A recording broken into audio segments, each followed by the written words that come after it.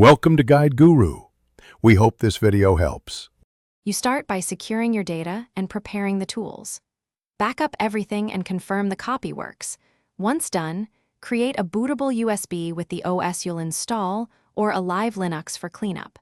Make sure BitLocker is suspended or keys are exported, then reboot into BIOS/UEFI and set USB as the first boot device. You're doing this to avoid data loss and to ensure you can boot immediately into an environment that will let you remove Windows partitions.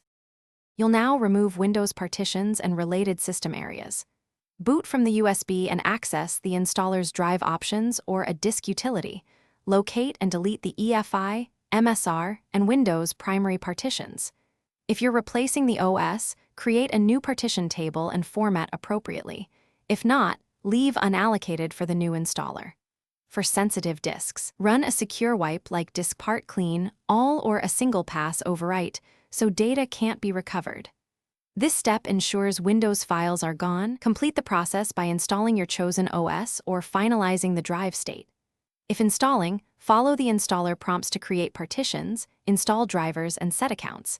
If you're stopping here, power down and label the disk. Once done, restore firmware settings, update BIOS if needed, and confirm the boot order. If the system won't boot, use the recovery USB to check partition flags, rebuild the EFI boot entry, or run bootrec commands. This troubleshooting tip quickly resolves common boot problems after. Thanks for watching. Consider subscribing if we helped you today.